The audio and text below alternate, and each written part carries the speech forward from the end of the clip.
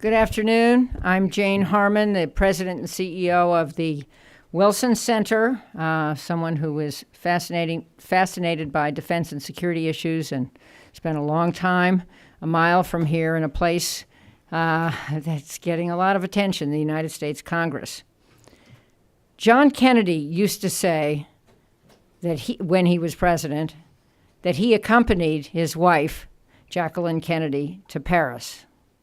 Well, I have accompanied Laura Dawson to Canada several times. And I've actually been there on my own many times before that, first as a member of Congress, as I mentioned, and then as a participant in the widely acclaimed Halifax Forum. That's where I met Minister Sajjan Singh, Canada's badass defense minister. His police and his military backgrounds make him well-equipped to understand threats across the world and those threatening his homeland.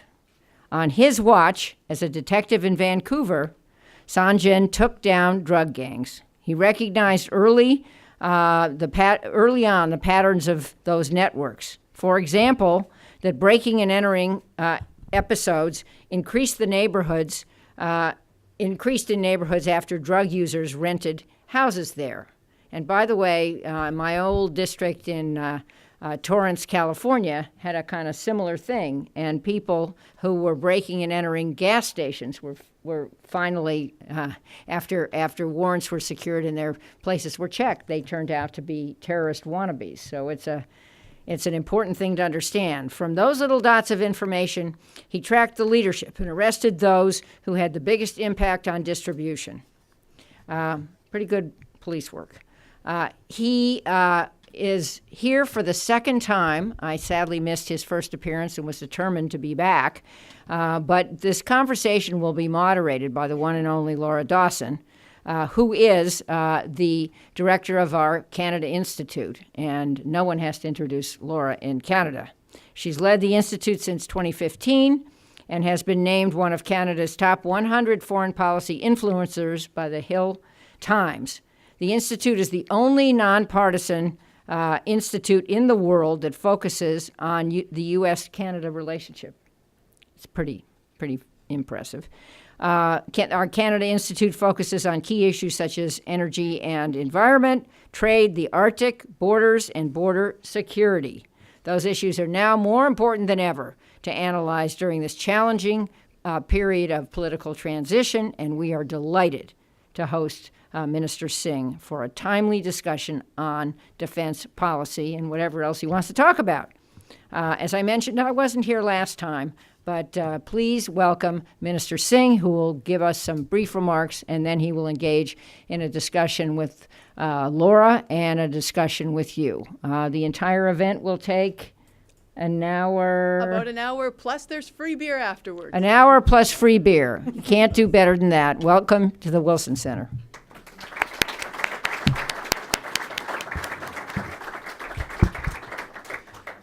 Congresswoman, thank you very much for those the kind words, and it's so good to have you at the Halifax Security Forum. Your presence, your knowledge, as always, elevated the conversation for all of us in Canada. Laura, thank you very much for your great leadership as well. It's a really privilege to be back here, and as Minister of Defense, being able to come here and to be able to talk with so many knowledgeable folks on security challenges allows us, all of us, to be able to work together. And that's going to be talking about our important relationship with the U.S. Congresswoman talked about my policing background. We talk a lot about our defense relationship, and I'm not going to get into the policing side, but our police agencies work so cooperatively together, and all across the board. And it's a really impressive way. If people were able to see, they'd be extremely impressed of the relationship that our police leadership actually has from Canada all the way down into all the states here in the U.S. So it's an honor to speak with you here at the Canada Institute.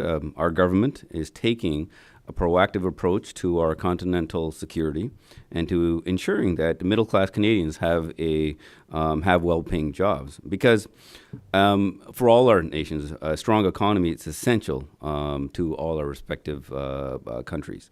So the work that you are doing that is focused on our shared border security and how a more integrated and competitive North American economy can increase job creation and prosperity is work that we very much appreciate. Canada and the United States enjoys a multifaceted and dynamic defense and security partnership. We have a long history of cooperation at every level of defense enterprise, from the tactical to the strategic, between both our militaries and our respective defense departments. As you know, NORAD is the cornerstone of our bilateral partnership. So you can understand that why we are exploring options in partnership with the U.S. to ensure that we modernize NORAD and enable it to continue meeting the challenges arising from today's global security environment. Now, this includes working closely with our American counterparts to identify ways to improve surveillance of the northern approaches to our continent, the renewal of the North Warning System, a joint Canada-U.S. early warning system for defense of North America, is a key part of these efforts. Our partnership extends beyond NORAD to our cooperation through NATO, which bolsters the transatlantic bond and fosters peace, security, and stability in the Euro-Atlantic area. So NATO matters to Canada, and Canada brings value to NATO. We do this by contributing high-quality personnel from our leadership, our capabilities to the alliance that deliver real effects on the ground. So like the U.S., we are one of just 4 countries leading NATO's enhanced forward presence battle groups in the Baltics. Canada's leading in Latvia. This is a critical element of NATO's strengthened deterrence and defense posture, and we are proud to have taken a leadership role. So because we understand that the security environment we face today is more diverse, more complex, and demands more of us than any time since the Cold War. We also understand that the security and prosperity of Europe is directly linked to Canada's security and prosperity as well. So in that vein, Canada has deployed the Canadian Armed Forces units and personnel to Central and Eastern Europe to show solidarity and resolve and reinforce the alliance's collective defense. And Canada is championing capacity building efforts in Ukraine as well. We also are making a significant contribution to the global coalition against Daesh through our leadership role in the ministerial liaison team. Now, this team plays an important coordination function with the coalition training effort. Our forces have also provided training and assistance to the Iraqi security forces with their special forces, our medical services to the coalition forces, and capacity building to the regional forces as well. And I also must include the great work that our intelligence personnel are also doing, because we doubled our intelligence capability in theater. Now, Canada remains ready and willing to do its part. We recognize the challenges facing the world are too complex and too vast to be taken on by one single country alone. So Prime Minister Trudeau has recommitted Canada to multilateralism to deal with the most significant defense and security issues confronting the global community today. Canada has made clear our intent to increase engagement across the full spectrum of multilateral peace operations. We pledge to contribute Canadian Armed Forces personnel and related capabilities to United Nations peace operations. We are scaling up our contributions of police and civilian personnel and providing new support to United Nations peace building, mediation, and conflict prevention efforts. Among of the many other benefits of working within the UN, Canada believes that when mandated and resourced properly, the UN peacekeeping mission is an essential way the global community can deal with the international security challenges. Canada's goal is to continue to be a reliable and global partner. We understand that being interoperable with our allies requires us to continually develop our capabilities and equipment. We must make sure our troops have the necessary capabilities to successfully take on the operations we assign them. We are committed to being a good partner. We will reinforce this in Canada's new defense policy, which will be released on June 7th, and I'm looking forward to that. So based on extensive consultations and evidence-based analysis, it has been a rigorously costed and fully funded defense policy that will be launched on June 7th. So as Canada moves forward with our efforts to champion peace and security around the world, I take great strength from knowing that we have access to innovative ideas and valuable policy perspectives of the Canada Institute and the Wilson International Centre for Scholars. Thank you very much.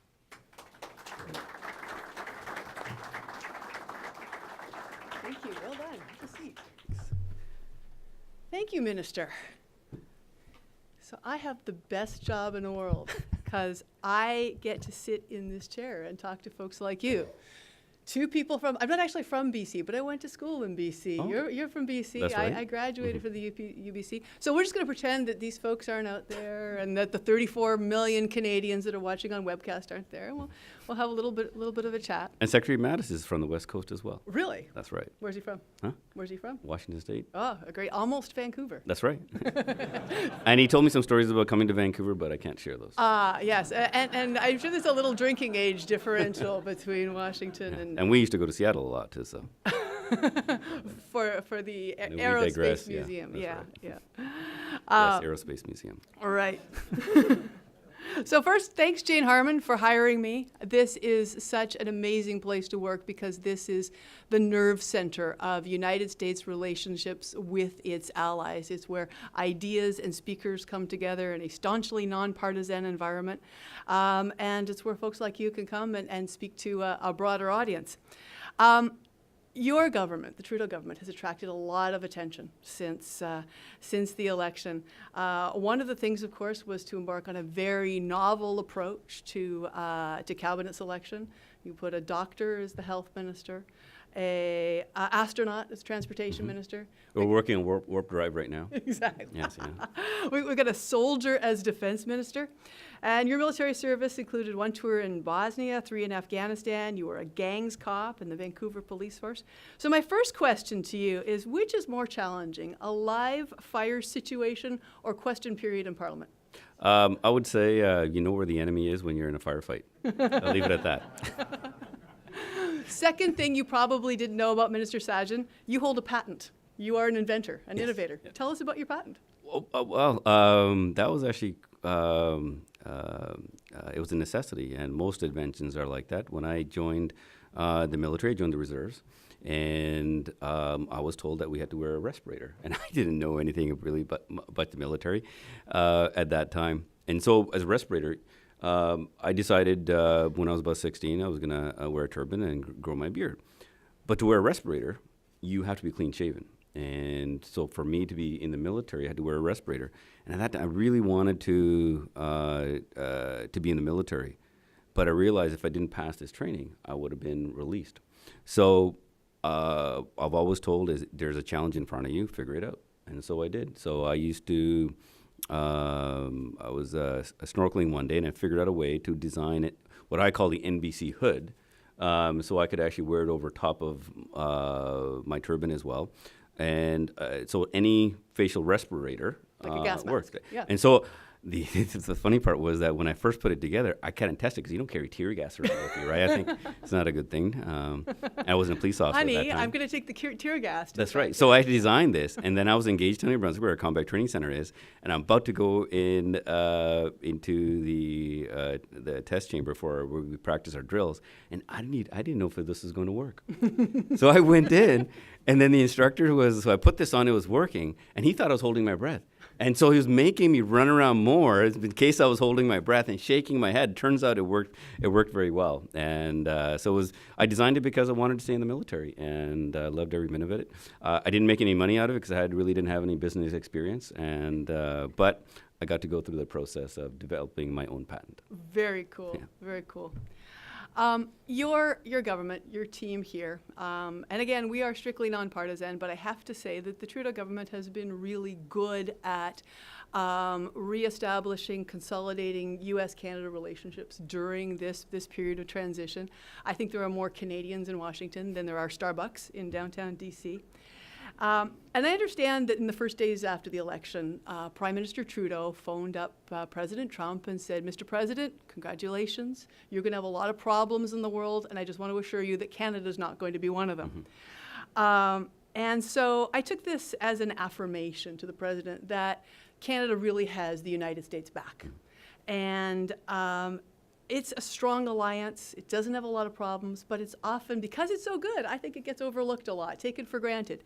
And there's a lot of folks in the United States that maybe need to be reminded about the importance of this relationship. So in either the broader U.S.-Canada relationship or on defense and security cooperation, what's the message that you would like people in Michigan and Ohio and Arizona and North Dakota to remember about their Canadian neighbors? Well, first of all, I think the Prime Minister set this out straight, and with his leadership, that there is no greater relationship to us than the U.S. We see it. Canadians and Americans see it from only on TV and also tourism. But I already talked about the police relationship. We work on files together cooperatively in many different regards. But now also from the defense perspective, that is probably one of the most deep relationships that any two nations can actually have, where we have our folks who have fought together from, you go back all the way from World War I. I mean, where so many folks have served. We have Canadians that actually served in even the Vietnam War.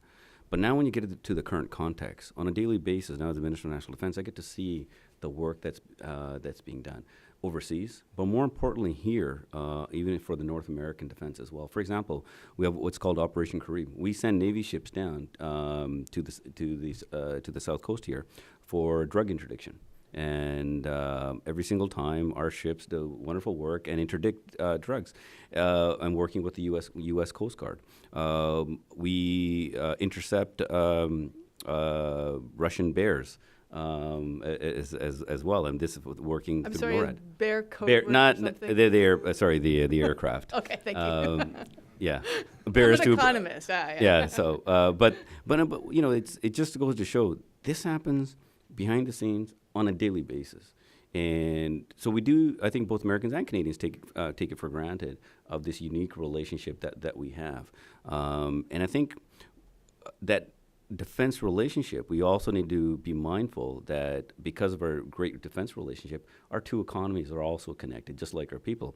My sister lives in Seattle. Mm-hmm. Secretary Mattis, he has a direct family connection to Winnipeg, and so we have such great ties that we need to be able to talk about this more, so that we can always have a good working relationship moving forward. Great, thank you.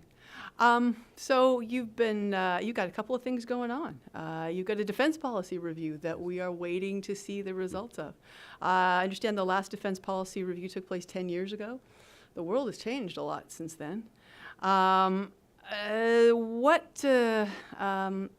Since many of our audience members are not Canadian, can you tell us why Canadian defense policy should be important to the United States, and maybe some of the new things that came into your thinking in designing this new policy from 10 years ago? Well, our defense policy, one that when the Prime Minister mandated me to conduct a defense policy review, he wanted to make sure that the Canadian Armed Forces were well resourced. The Canadian Armed Forces members were well looked after, and the only way to do it is to conduct a very thorough defense policy review. We've done that. We did it actually within 1 year because we wanted to get action as quickly as possible. But more importantly, we also consulted our closest allies, and obviously the U.S. had a significant input into our defense policy. The interoperability between our forces is extremely important.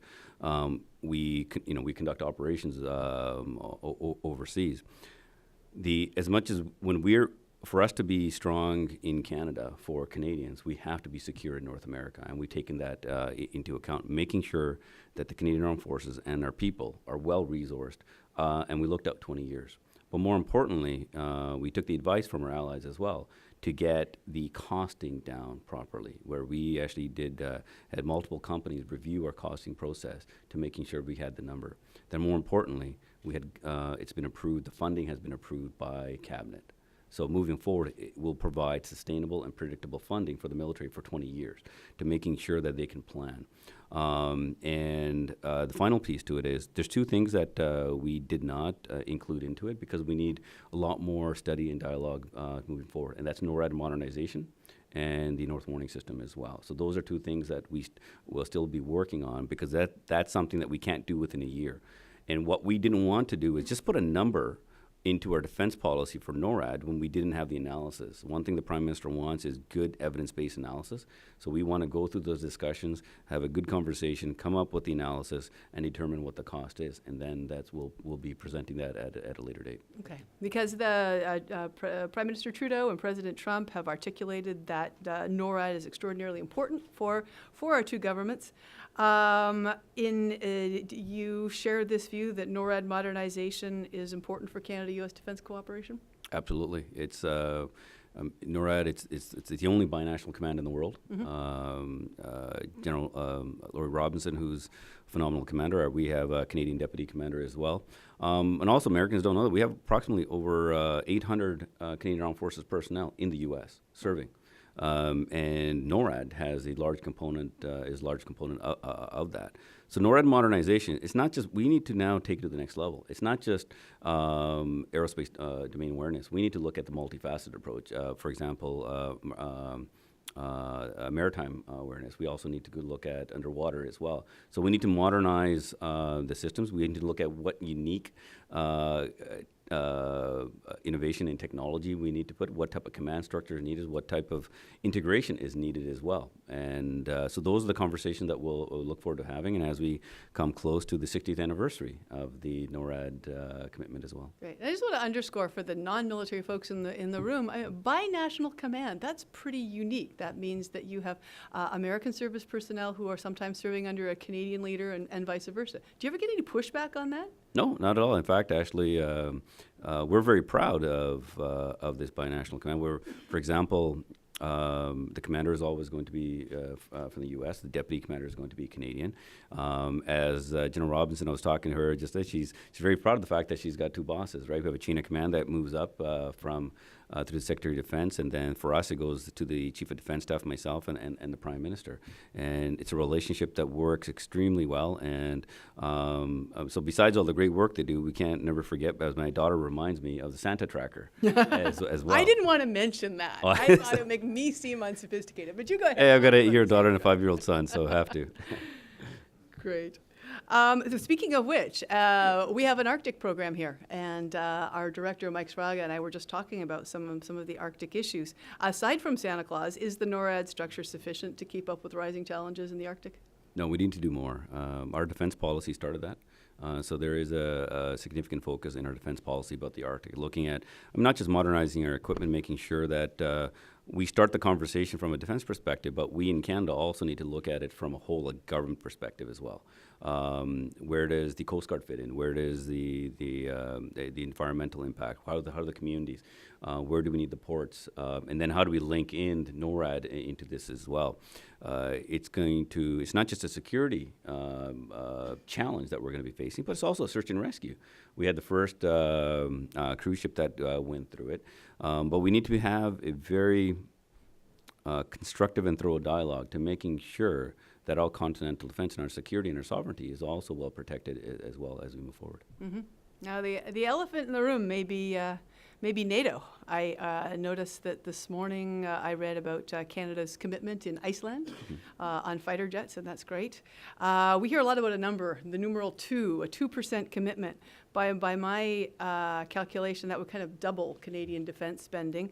So do you think Canada's contribution to NATO should include consideration of North American security, perimeter security, borders, the things we do jointly together, search and rescue? How do we square that circle? For us, I mean, as I said, multilateralism is very important to us, and we were one of the founding members of NATO, so our commitment there is extremely important, and that's one of the reasons why, even before we launched the defense policy, we as a government decided to take a leadership role at NATO, and we've done that with we're leading the battle group in Latvia. And keep in mind, we have consistently a frigate as well on Operation Reassurance, and now we have the air policing that's going into Iceland, and then in September it'll move to Romania as well. So we take that obligation extremely seriously, but we also have the other obligations of, for example, fighting Daesh as part of a coalition. We need to look at the other responsibilities, and Canada's responsibilities within North America is extremely important, especially for any respective country needs to look at their own security as well. So we're very proud of what we're accomplishing at NATO and what we're going to be doing into the future, but we're also very mindful that we also are a Pacific nation, and that we have a continental defense that we need to look after, and we need to take into account when we look at our defense investment, that it looks at everything moving forward. Okay. And you've been in town meeting with North American defense chiefs. I mean, you guys love your nicknames. So we got Badass Sajjan meeting with Mad Dog Mattis. It sounds like WrestleMania. How have your meetings been going? Have they been pugilistic, or are you folks getting along? No, it's Secretary Mattis.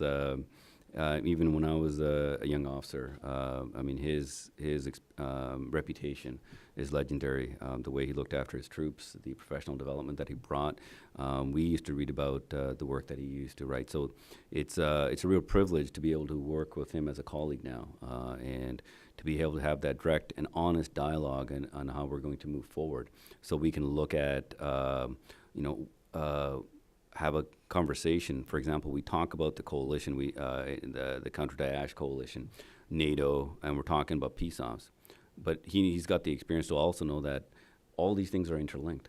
We can, as we look at how we deal with Daesh, we need to be ready for conflict prevention and reducing the recruitment into the radical groups as well. So we're having a far greater dialogue because of that understanding. And also, more importantly, that defense alone can't be the solution. The military buys you time. You need a whole of government approach, a comprehensive approach to have an impact when it comes to security matters. So diplomacy is very important. Capacity building is equally important, and development as well. How do we engage the business community in some of the security challenges?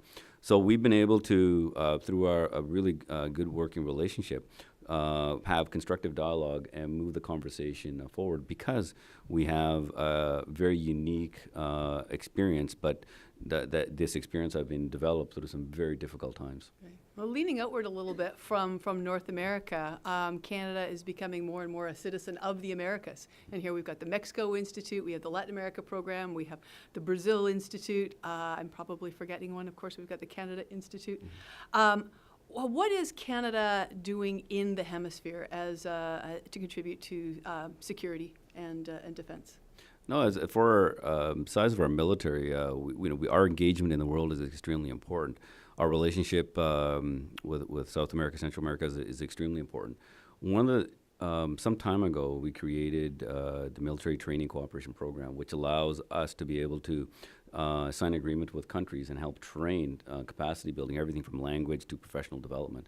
And we've selected certain countries and supported this. So we've done a lot of work in training their personnel, and it has allowed for that capacity building for not only just have an impact on some of the security challenges, but one of the unique perspectives we've built here is because of that training program, we've had officers at the junior level, as they rose in rank, to have that great working relationship.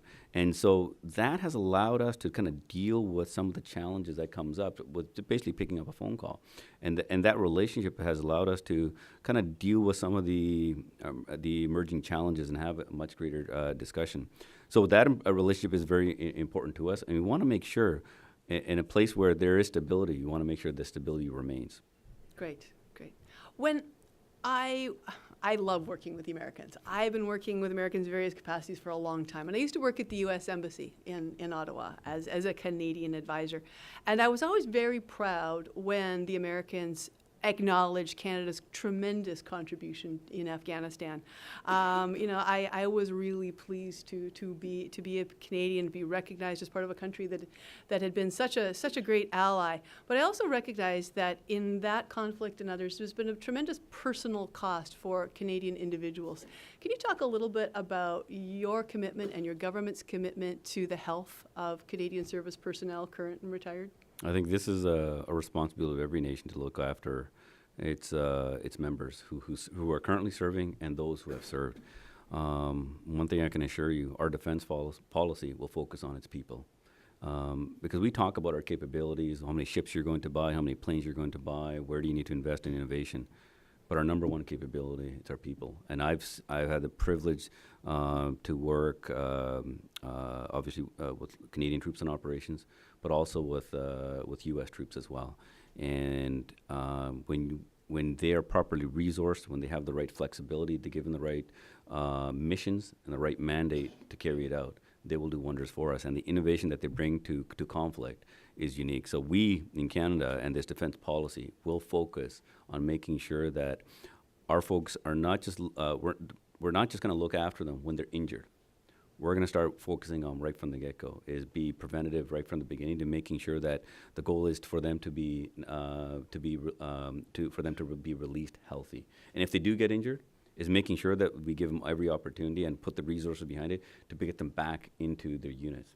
And if not, we're going to make sure that our folks are not going to be released until they have their pension check, Veterans Affairs programs are sorted out, making sure they have a good transition to civilian life. That's something that we as Canada owe our personnel dearly, because of the sacrifice that they not only make on operation, but also in training.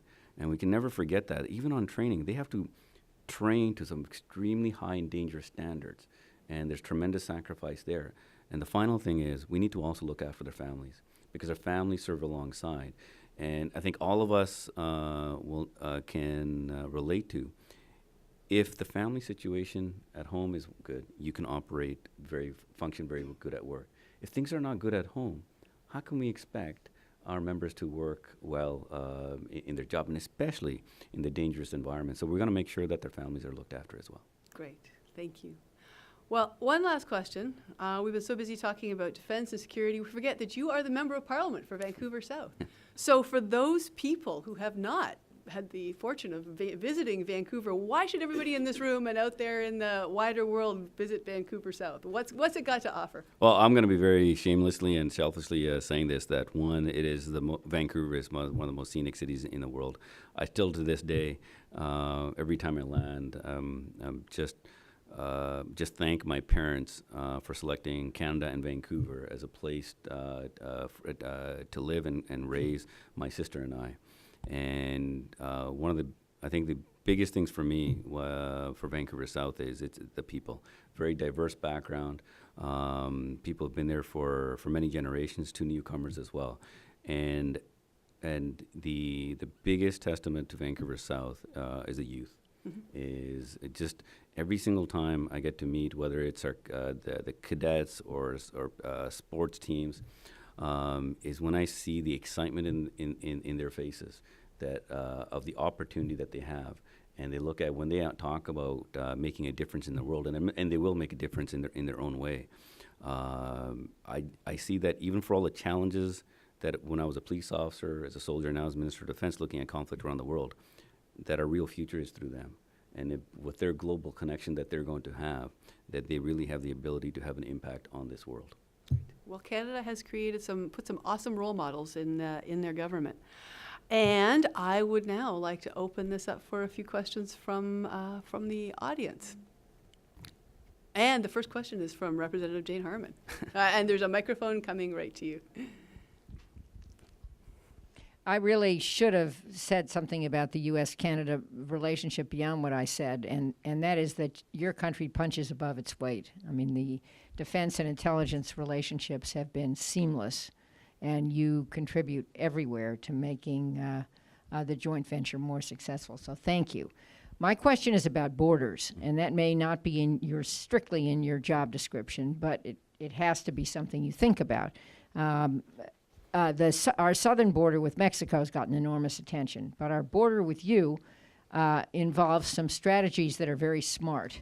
And it also is, and many people think this, a possible entry point for terrorists transiting through Canada. Not that they would be Canadian, no. But transiting through Canada to try to harm America. So I just wanted to ask you about that, and also ask you about something I learned last week or 2 weeks ago when I went to a forum hosted by the Munich Security Conference on the Arctic. And that is that off of this new ocean that has developed because the polar ice cap has melted, there are entry points into our country and probably your country that really aren't well policed. So what about the vulnerability from that? So borders and Arctic, Minister. Thank you, Jane.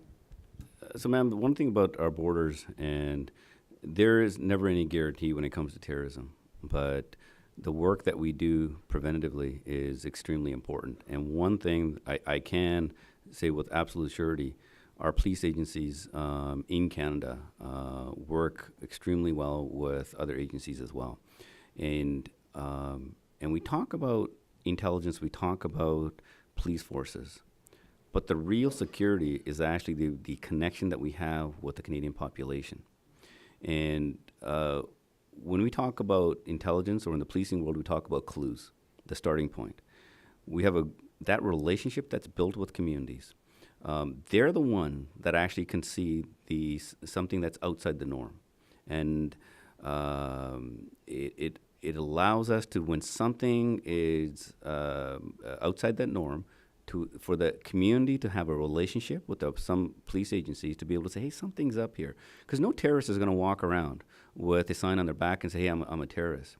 But what normally happens is each community or neighborhoods even know what the norm is. And when something out of the norm, that's suspicious. And we want to make sure that they have that trust with the police agency. Say, I don't know, but either this person I saw this person here, or this vehicle comes here that's outside the norm. And that's it starts what we call a suspicious circumstance. And that will lead to other things. So that gives us a lot more surety that we do have all the right connections. We want to make sure that our police forces are well resourced.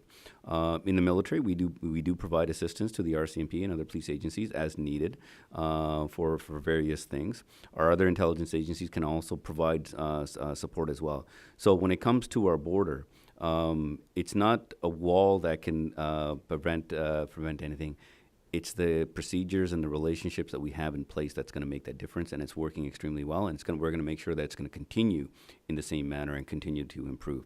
And when it comes to the Arctic, absolutely, as part of our defense policy, we're going to make sure that it's properly resourced. That's why we're going to have our Arctic patrol vessels that'll give the Navy a greater presence.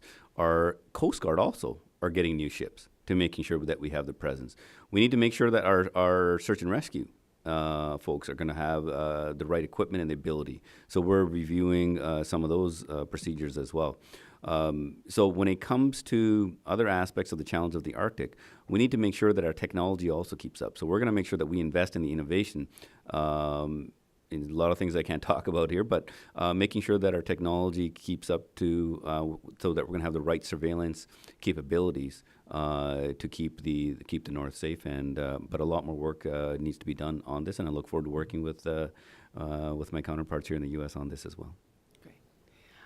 Lady in the center, microphone is coming from this direction. Thank you very much. My name is Mindy Reiser. I'm vice president of an NGO called Global Peace Services USA. Wanted to ask you about UN peacekeeping operations. You spoke very briefly about that. There have been a number of high-level reports and panels convened on this. I'd like to know how Canada sees ways to improve UN peacekeeping operations. That means peace building, peacekeeping, that whole planopy of things that are doing, including prevention and conflict resolution, as well as forces on the ground. Well, thank you. It's a really good question, ma'am. One of the things is Canada has had a tremendous history of peacekeeping from the past, and we're very proud of that. But today's peacekeeping is not the peacekeeping of the past.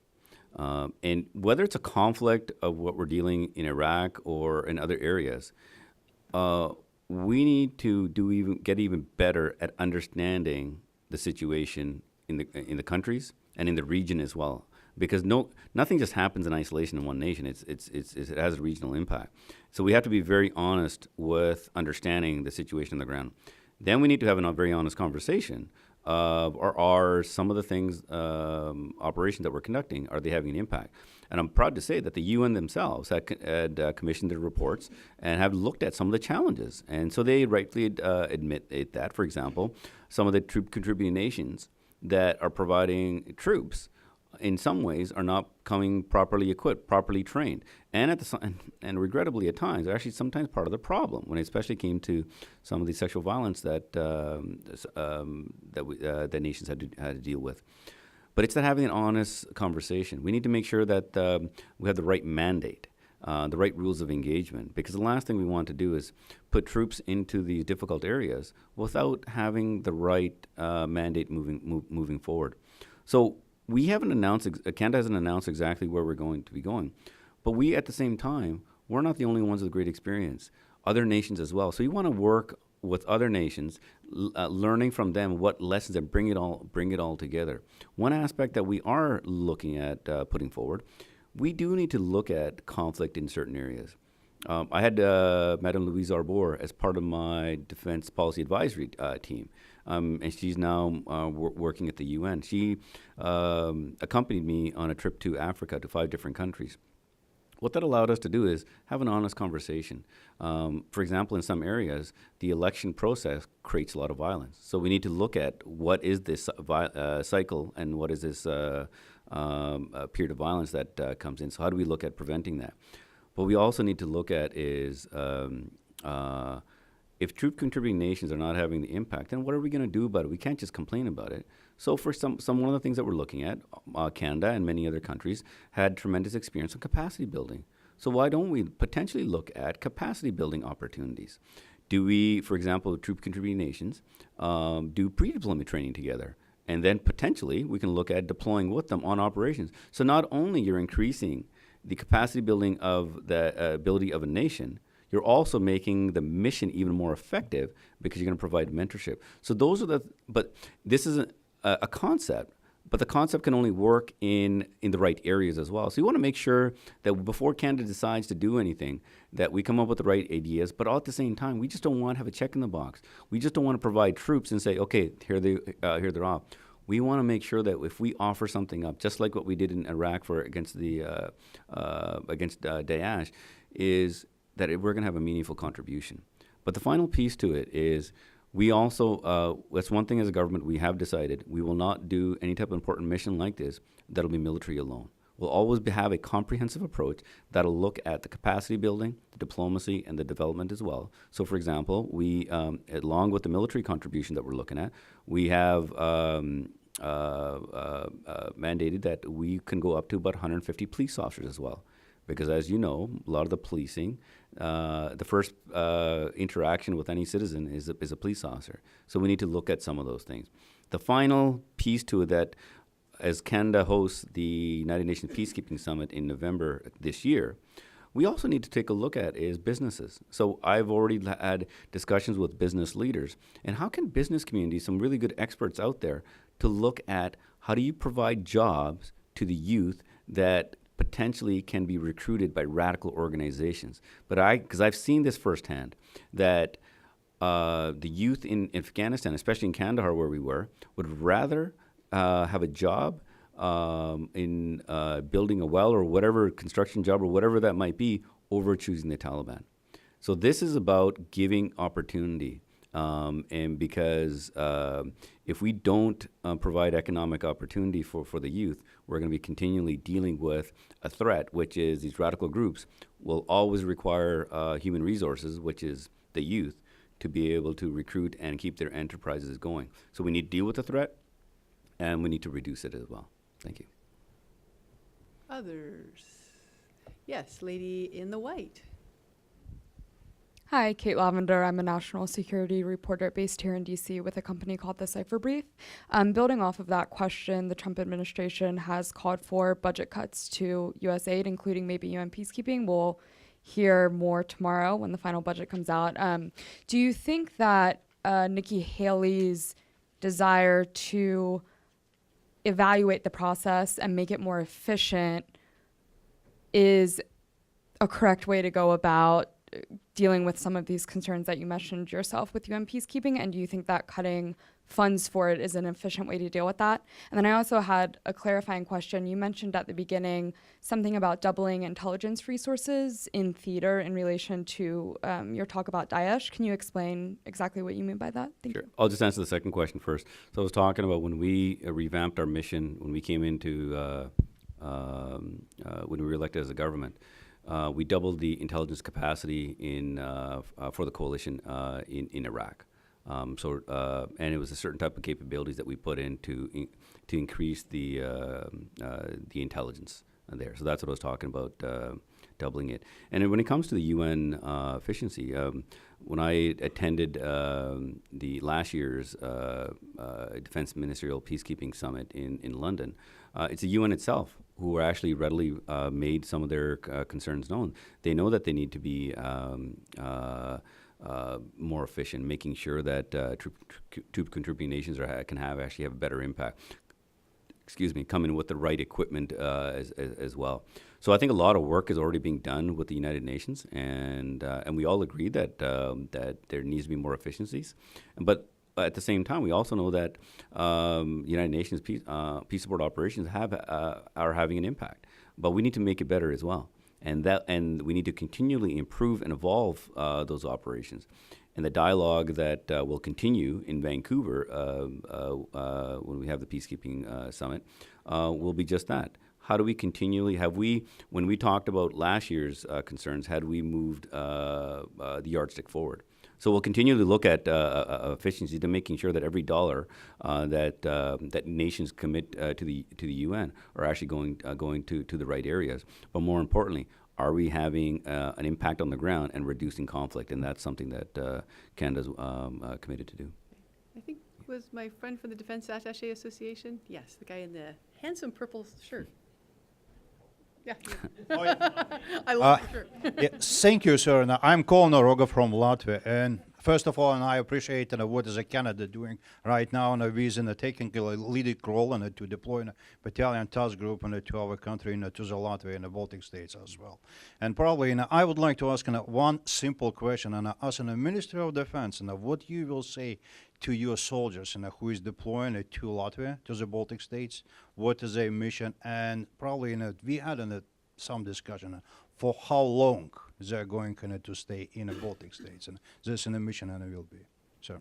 No, one, we're very proud to take a leadership role in Latvia, but I also have to state the other troop contributing nations that make up the battle group. It's been we have nations from all across Europe, and that's what makes it even more unique for us. And it's going to make for a very interesting hockey tournament as well. That's right, and I know that we're already setting one up.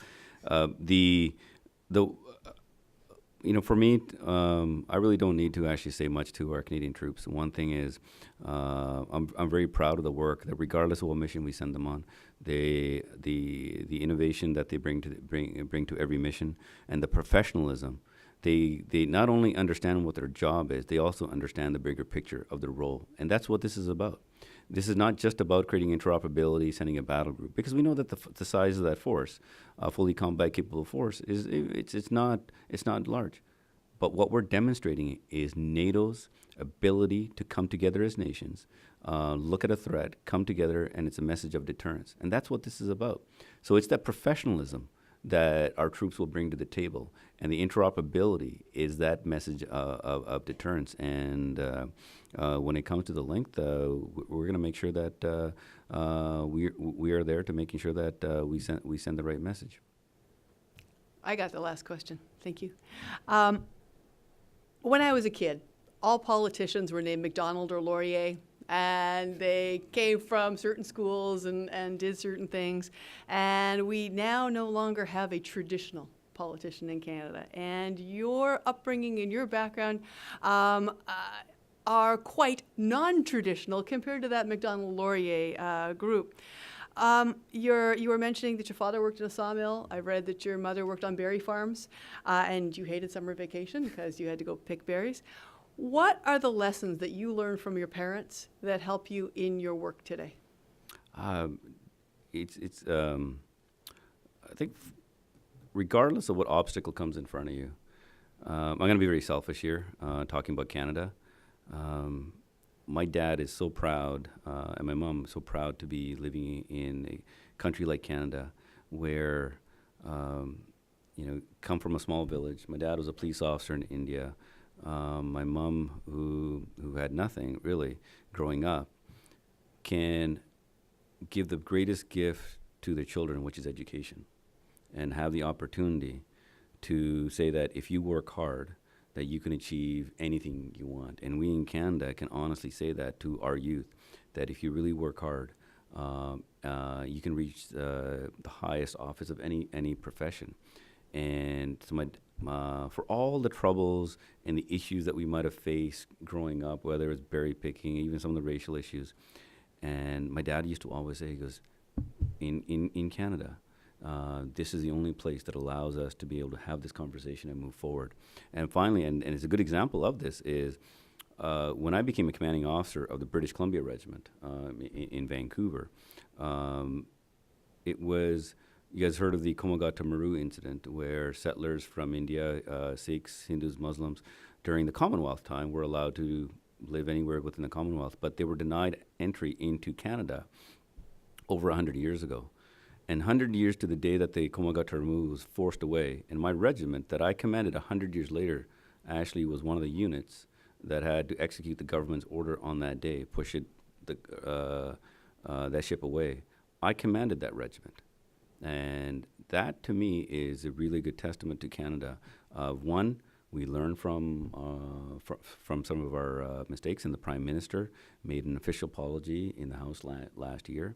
And so the lessons that my dad and my mom had given me is, you are so fortunate to live in this country. Don't make any excuses for that you can't achieve something, because every opportunity is in front of us. And I think in the U.S. you can say the same thing as well. Wow. The Honourable Harjit Singh Sajjan, Canadian Minister of Defence, welcome and thank you. Thank you.